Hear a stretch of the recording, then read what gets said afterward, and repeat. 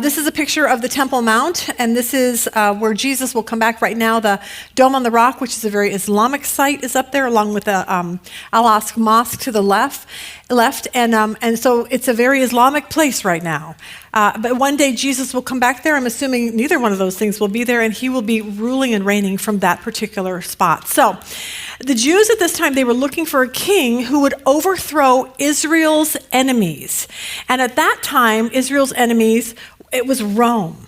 So here you go. We're taking our cute little rabbit trail, and we're going to talk about this because in light of what's going on right now, in light of what Trump just did over in Egypt, we need to have a conversation about this because Jesus is coming back to this earth.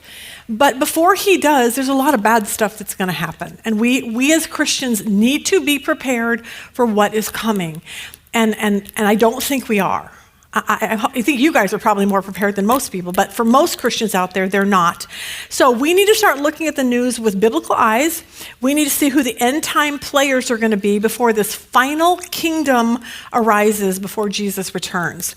And now for most of us, if you are my age, you were always taught, because this is what we were taught in the 70s, that before Jesus returns, there will be a revised Roman Empire. Like, this is just what we were always told. If you look in your Bibles, back in Daniel 2 probably, it'll say the fourth kingdom is the revised Roman Empire or something. And you're not going to know what that means, but look, I need to explain it because it's really important for us to know what's happening. In the book of Daniel 2, King Nebuchadnezzar, he has a dream of a statue. And he's freaked out about it. He doesn't even know what it means. So he asks Daniel. Daniel says, I can interpret this dream for you.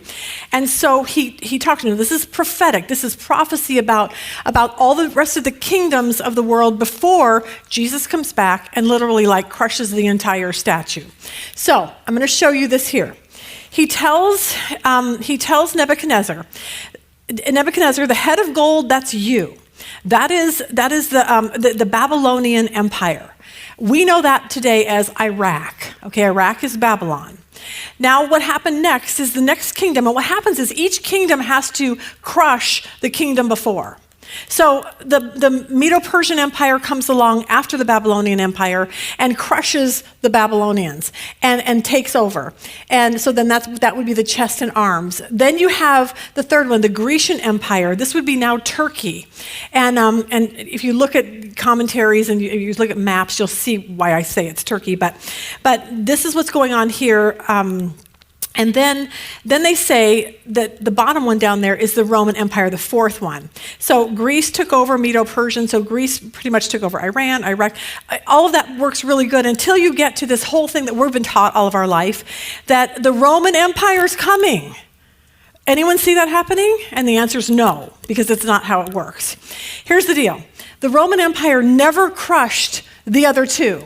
It came close here and there, but it never wiped across and crushed them the way that it was supposed to. So if that's true, we're waiting for this fourth king, this legs of iron. And then what happens is once the legs of iron, it comes to fruition and overruns all of these other, Babylon, Turkey, Iraq, Iran, all of these. Once that happens, then Jesus comes along and literally wipes out the entire thing because now he's going to rule and reign. So basically, if it's not the Roman or revised Roman Empire, we're waiting for something, which I believe, I think a lot of people do now, is that who's crushing all these kingdoms? Islam. And we need to get a grip on this. Islam has literally went through all the black, they're all Muslim majority nations. You can see that little star, that's Israel. You can see Saudi, Turkey, Iraq, Iran. All of those places now have been crushed by who? Islam. They are taking over the Middle East. They're working their way through Europe. They're on their way here, and we'll talk about that in a few minutes. Here's what you need to know. A lot of people, we talk a lot about this, about a pre-tribulation rapture. Everyone's like, oh, I'm going to be raptured out of here. You're not. Okay, and I hate to tell you that, but we've talked about this a million times, and I know that you think you are, and I hope you're right, but let's just pretend that you're not. And the question then, are you ready for this? because the Bible talks about the fact that we're going to have to go through the tribulation, a very large part of it. And if we do, there's going to be, I want you to think what Islam is doing. I think they just killed 100,000 Christians in Nigeria? Is that what I just heard? What? This is what they're doing. They're going and they're just wiping out and they're getting rid of anyone who's a Christian. That comes into America. Are you strong enough in your faith to stand up for Jesus regardless? Do you understand? To live as Christ, to die as gain. Most Christians have no idea what's coming. And it terrifies me. Like, I was driving in this morning and I'm like, I'm doing everything I can not to cry because I'm like, I don't know how, I was just talking to someone, I don't know how to get this through to people. Like, this is something that's coming that we have to be very, very aware of. And we need to get strong in our faith. We have to know Jesus better than anybody because we have to stand up. 2 Thessalonians 2 says that once the Antichrist comes on the scene, there's going to be an apostasy of Christians. Half the Christians are going to walk away from their faith. Why? I say it's because nobody is prepared. Nobody is prepared for what's getting ready to come to the United States. Now, the reason why we know it's not going to be a revised Roman Empire. Do you see the Vatican beheading people? No, Vatican's not. Rome's going to behead people and tell you can't be a Christian? Nope. But who's doing that? Them. And it's coming faster than we know. The rise of a different kind of a kingdom, not the revised, Roman Empire, not the Vatican, but we see something more frightening, and it's this: an Islamic kingdom. And I think this is the final empire. I think this is the final kingdom that's coming. Muslims all over the world, this is like 1.5 million to 2 million people every year go there in Mecca. And they worship, they pray 3 times a day. They walk around this Kaaba. It's like, could you get that many Christians in one place at one time? Like, we were so excited with Charlie Kirk's memorial. It's like, what? Oh my gosh, 80,000 people, and then so many people watched, even if it's 1 million. Nothing like what's going on with this whole Islamic group. They're way more dedicated. They'll go do this to where Christians won't even go to church if there's a Cardinals game on. Do you see what's happening here? Here you go. This is what we got to watch out for.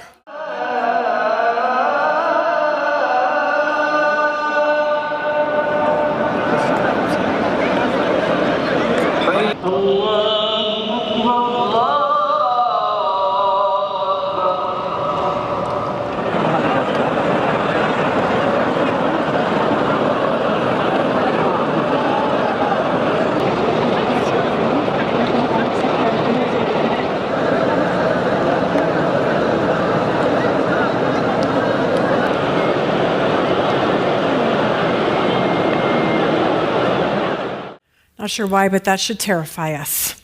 Last night I was on X and I was looking at Mike Winger's channel, and he had put a video on there from David Wood. For those of you, I don't know if you remember, David Wood came here and spoke many, many years ago, and he knows a lot about Muslim and Islam and what's going on there. And he put a video on there from all these Muslim leaders and I couldn't get it off of my computer to get it onto here. And it was these Islamic leaders saying that we're coming for the world. The entire world will be Muslim. Like, we will come to your country, and we're coming to America, and we're going to give you a choice. And if you don't, you're dead. This is this kingdom that's coming, and we need to be prepared for this. So, if all this happens, then we've talked about this a lot, that there has to be a Muslim Antichrist. There's no other option. I'm going to show you where, biblically in a minute, why we say that. But I want to build a case really quick on why it's not going to be a Roman Empire, because I don't want us to be blindsided. The church I'm saying church as a whole in America, they're just asleep. We're asleep. We're just waiting to be raptured so that nothing bad will happen to us. This is what we're being told. And it's absolutely not true. All the while, Islam is rising rapidly, knowing the United States and the Christians, they don't pray 3 times a day on their knees, and they don't go to Mecca. They don't do that. And so this is what we need to understand. a couple weeks ago in our Roman series, we talked about this final 7 years, the 7 years before the return of Jesus. Like I said, things have to go really bad. Like, I'm excited for the return of Jesus, not too excited about what's going to have to happen beforehand. But in order to get to the return of Jesus, that's what's going to have to happen. So we talked about this final battle of Armageddon, where the Antichrist, this is why he has to be Muslim, because he's going to lead a coalitions of nations around that are surrounding Israel. And this war that we talked about, this is the war of Gog and Magog. Now, some people go, oh, that's before, that's after, the timing issues. But if you look at that and you put it up against the Battle of Armageddon, they seem to be the exact same thing. So let's talk about why we say the Antichrist has to come from where he has to come from. First, when we talk about the Gog and Magog war, here's what I want you to understand. Gog is not a location. Gog is just a word for the Antichrist. We see it here in Ezekiel. Now, I'm going to show you Ezekiel in the NASB, and then I'm going to show it to you in the NIV. Because, like I said, you and I, if you were born in the 70s, we grew up believing that the Antichrist, this coalition, is coming from Russia. Everything is Russia, Russia, Russia. And this is what we were always taught. So we keep going, well, Russia's not really a part of anything, so I don't have to worry about it yet. You should be worried. Ezekiel 38:2, NASB says this, Son of man, set your face towards Gog of the land of Magog, the prince of Rosh, remember that word Rosh, Meshach and Tubal, and prophesy against him. So he's saying, face towards Gog. This is what the NASB says. Now, Hal Lindsey, he said this. He said the word for chief, he didn't say this, but the word for chief prince was Rosh. Okay, so Rosh is not a place. It's not Russia. Unfortunately, Hal Lindsey, when he wrote The Late Great Planet Earth in the 70s, in Ezekiel, he said Rosh is Russia, because apparently they have the same first letter. Like, this is what was going on. And he said that Meshach and Tubal were Moscow and Tobolsk. So this is what we've all grown up believing. It's like it's Russia. Oh, Rosh is Russia, and all this stuff. I'm like, no. The Bible does not say that. Now, look at this in the NIV. Son of man, set your face against Gog. So he's saying, set your face against the Antichrist. Where is he from? Of the land of Magog. And who is he? He's the chief prince of Meshach and Tubal. Now, we have to go into Bible atlases to figure out, okay, where is this? Where is the Antichrist coming from? Because the Bible tells us, and it's not from Russia, just so you know that. It's Turkey. We keep saying this over and over and over. If you look at the IVP atlas of the Bible, so I put two maps right next to each other. So when you look over there to the left, you see the IVP atlas of the Bible. You see Meshach, Tubal, Magog, all those places. You see the water above and the water below. That whole area right there is Turkey. So you can look up there, you can see the water above, water below. This is Turkey. So we look here at the next one. This is the Moody Atlas of the Bible. There's the water up top of the Black Sea. Here's Turkey. Meshach, Magog, Gomer, all of Tagamora, all of these places, they're not in Russia. They are in Turkey. So for this final battle, there's going to be a coalition of nations in the Middle East who will follow the Antichrist, who is most likely coming out of this Turkey-ish area, and they're going to fight against Israel. That's the plan. They want to take over Israel. And if we look at a map, who hates Israel? Who wants to wipe them off the map? Not Rome, not any European nation, but instead who fits that bill is everyone surrounding Israel that is following Islam. And it's a big group right now.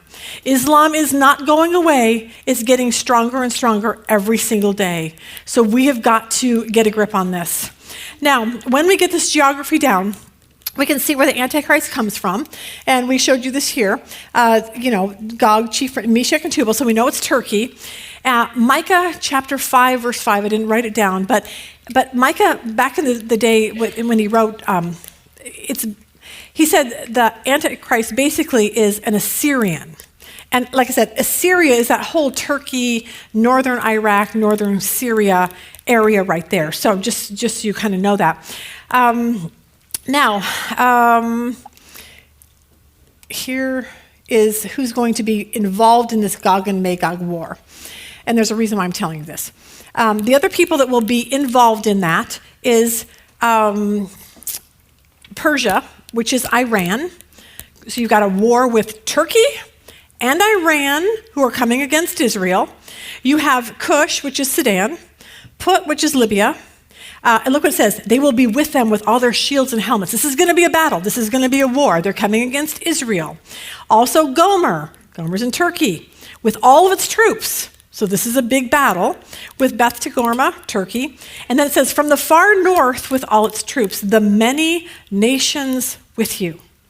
All of these nations. Now, when people say the far north, they go, oh, that's Russia. It's actually not. Back in the days when the Bible was written, back in when Ezekiel was written, there wasn't no Russia up there. It's like not Russia.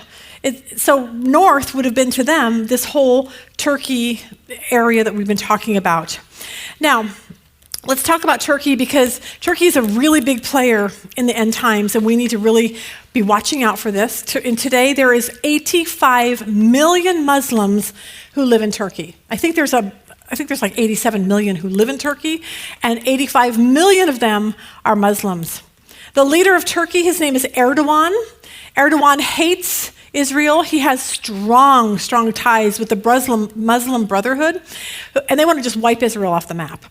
So I want to show you a video. Eric Stackelbach, he starts this video, and he's talking about Erdogan just did a public prayer to Allah about wiping Israel off the map, and the things that Erdogan said. Watch this. May Allah, for the sake of his name, destroy and devastate Zionist Israel. I mean, there you go. How do you get around it? And Chickley very rightly described Erdogan as, quote, a sworn enemy of Israel and the West and a jihadist in a suit. And he quoted other statements by Erdogan. He said, Jerusalem is our city. Jerusalem is ours, Erdogan said. It's Turkey's. It's the Islamic world. We will not even give a single pebble belonging to Jerusalem to Israel. Also Erdogan. I look at the book of Ezekiel, chapters 38 and 39. It's called the War of Gog and Magog. Funny name, I know, but it's something you need to know about. It's yet to come prophetically, I believe. And it talks about many nations, mostly Islamic, but it's pretty certain. One thing that people don't disagree on who follow prophecy closely is that Iran and Turkey will be a part of that invasion force that comes against Israel in what Ezekiel calls the latter days, the last days. Iran, ancient Persia. Persia, again, if you look at Ezekiel 38, 39, you might say, who are these countries? It's modern day nations going by their ancient names. For instance, Iran is referred to as Persia in that passage of Ezekiel. Well, Turkey's, many believe Beth Togarmah, Gomer, ancient names for Turkey, apply to modern day Turkey. Most agree that Turkey and Iran will be part of that Ezekiel invasion force. But will Turkey under Erdogan be that prophetic player? Or is it someone after Erdogan? We don't know. But it seems that day is coming. So folks, keep it all in prayer. A lot of things happening right now in the world's most chaotic region. And this is going to affect all of us. There you go. I stopped it there. It's going to affect all of us, and we need to be ready for this. I want you to look around and see all of Islam. They have tentacles all over the world now. It's gaining over and over and over in other countries. They've made their way into Europe. They've pretty much taken over London, and they're heading this way to America, and we see this by what's going on in New York. Next week is a really, really big election in New York City. Zohran Mamdani, he is a Muslim. He could possibly be elected to New York as their mayor next week. And Eric Stackelbach, he interviews a guy by the name of Dan Brawami. And Dan wrote a book called Islam, Israel, and the West. And Dan was a Muslim for a lot of his life. And he lived in Jordan and Lebanon, so he understands the Middle East. He became a follower of Jesus, so now he's a Christian. And he understands what's going on over there. So Eric asked Dan about this New York election. Watch this. Dan, what do you make of Zohran Mamdani? He's a communist. He's an Islamist. He is, it looks right now like he may be the likely next mayor of America's largest city and financial capital, New York City. But it seems to me that he has a very sinister ulterior motive. Dan, how do you see his rise and what we can expect in New York if he comes to power there? Well, I don't really know where to start, but this is the natural outcome of this alliance between the radical left and the Islamic movement in the West. But let me just say this because it's really important. Many Americans, they dismiss our warnings because they think that it's not possible for Sharia law or public beheading or morality police to take place in New York. You guys are decoupled from reality. They say that to us when we warn them. Well, I never said that with Zahran Mamdani we will end up with public beheadings or morality police. What I say is this: the mayor of the greatest city in the world has a lot of power. He will end up appointing tens, probably hundreds of people who align with him ideologically. Now, think of that. How is it going to affect the culture, the education, law enforcement? Of course, Zohran Mamdani, he hides behind his communist or socialist face, but I believe that he was shaped. Everything about him was shaped by growing up with a father who is a radical communist, and he also comes from a background, a religious background, that sees the West as the great Satan. Yeah. So both ideologies have given birth to this candidate, and now the people of New York are electing him to be the next mayor. So imagine what's going to happen. And this is only 24 years after 9/11 in New York City. Hard to believe, Dan. He refused to condemn Hamas. He just took a photo with a jihadist in New York. So, yeah, this is going to be another London scenario. And if you want to see the future of New York City, just take a look at London. Yeah, two things. Number one, that is Siraj Wahaj, an imam in New York City, who was an unindicted co-conspirator in the 1993 World Trade Center bombing. And Mamdani, you see him there, folks, pictured grinning with him, just having a great time. Secondly, you mentioned London, Mayor Sadiq Khan. London is unrecognizable now, Dan, as you know. Talk a bit more about the threat in Europe. It seems to me that Europe is going off a cliff, and I look at the UK in particular. Is it a stretch? And even Vice President J.D. Vance has suggested this. Is it a stretch to one day see a nuclear-armed Islamic government in the UK with the way things are going? I'll answer that for you. No, it's not a stretch at all, because this is what's happening out there. Now, if Mamdani wins, it's just the start of it. Now, if he doesn't win, which is kind of cool, it should still concern us that this was even a race. Like, you know what I'm saying? So we have to start looking at things that are going on with this big biblical global picture. Because step by step, it's going to happen more and more. Islam's tentacles will be moving closer and closer to us. I have a girl who watches us from London, and just as I was putting that video together, my phone blinged. I looked down, it was a text from her. I hadn't heard from her for a long time. And she said this.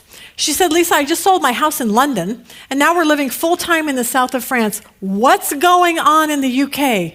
Every mayor of every major city is Muslim, and they're really persecuting Christians."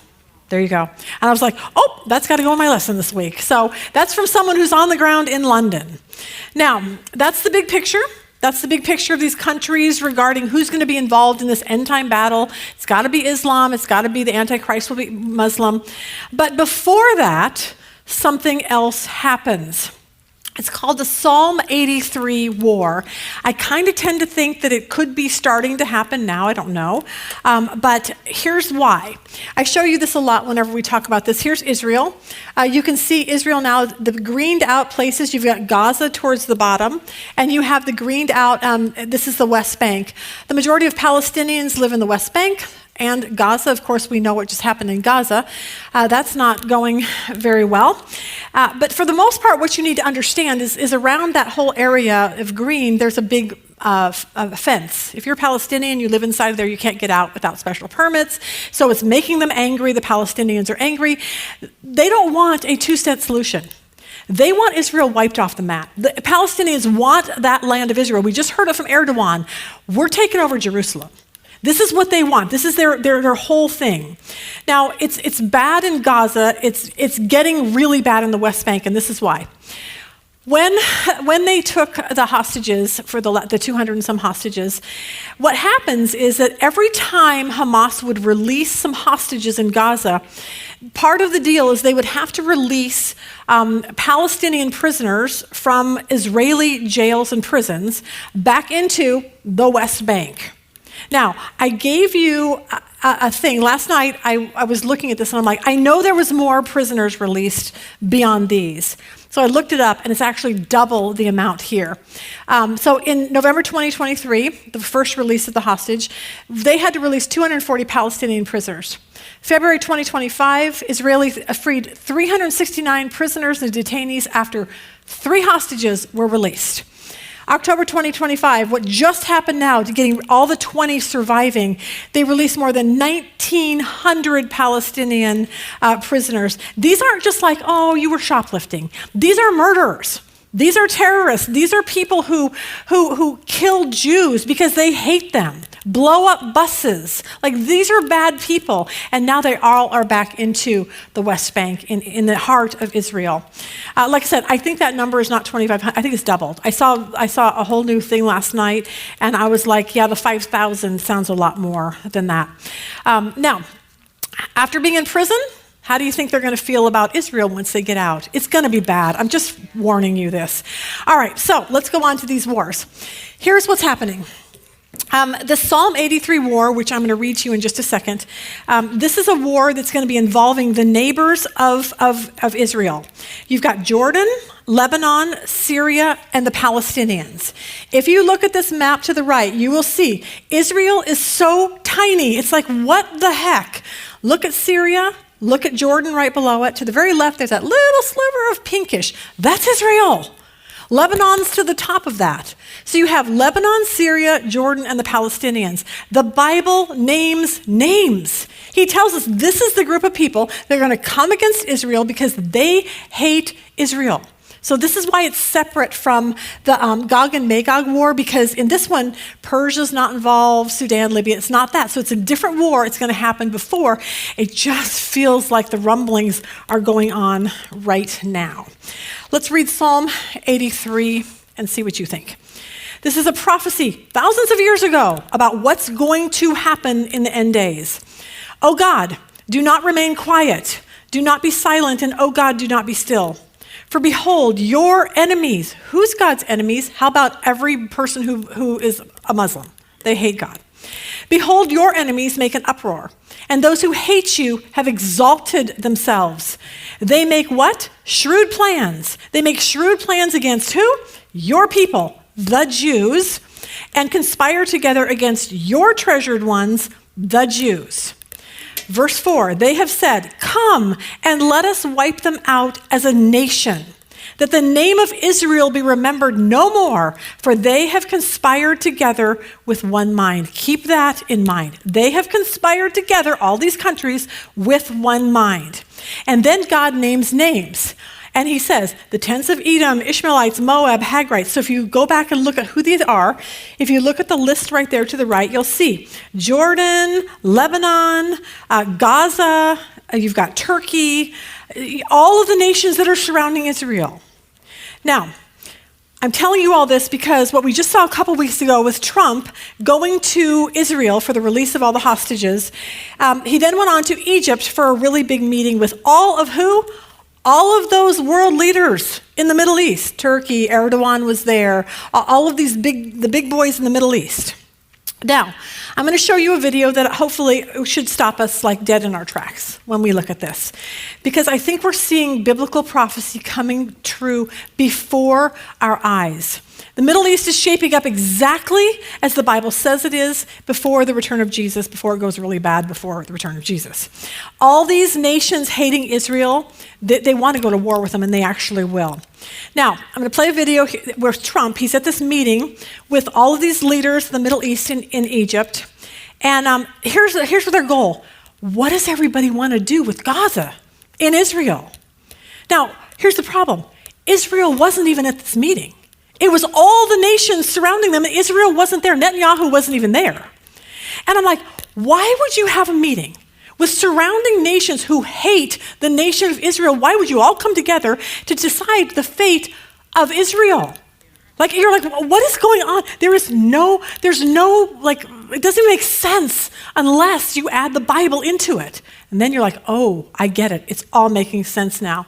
Imagine, like, think about, like, we're bordered by what, Canada and Mexico? Imagine if Canada and Mexico got together and they were like, there's a little sliver of land in California that we need to tell Trump what to do. What do you think Trump's going to tell them? Like, you know what I'm saying? Like, why are these nations fighting against Israel? It makes no sense at all. So, watch this. President Donald J. Trump just left Cairo after a closed-door meeting with most of the world's biggest players to decide the fate of Israel and Hamas and the Middle East more broadly. And here's the crazy thing. Israel wasn't there. Dozens of nations that openly hate the state of Israel, nations that represent most of the world's military power, just convened to discuss Israel's fate, and Israel wasn't in on the discussion. What on earth is going on? After his visit to Israel, Trump flew to Egypt for a summit that was intended to, according to Cairo, finalize an agreement to end the Gaza war and build support for the second phase of Trump's peace plan, which seeks to disarm Hamas and establish a new governing body in the Strip. All the major players in the region were there, including the leaders of Turkey, Qatar, Egypt, Jordan, Saudi Arabia, and all the non-important people who I'm sure were just happy to be there, like the President of France and the Prime Minister of the UK. Apparently, Netanyahu was also invited, but he declined the invitation since it was too close to the start of Simchat Torah. The president of Turkey said that he would boycott the event if Netanyahu came, and he even circled his plane over Cairo until he was told that Netanyahu would not be attending. After many meetings and negotiations, announcements were made about the future of Gaza. Looking at this photo of most of the world leaders on this stage, it really hit me. All of these people, presidents, prime ministers, kings, the leaders of the world, were all gathered together to discuss the future of a tiny piece of land 9 times smaller than Rhode Island. That is insane. And honestly, outside of biblical context, it makes no sense. God made a promise to Abraham 4,000 years ago that he would give the entire land of Israel to him and his descendants forever. This, folks, is a spiritual battle. Psalm 2 talks about this very thing. It says, "Why do the nations rage and the peoples plot in vain? The kings of the earth set themselves, and the rulers take counsel together against the Lord and against his anointed." All of these rulers of the world are taking counsel together, without the leadership of Israel for that matter, to, in a way, conspire against the Lord and against his anointed.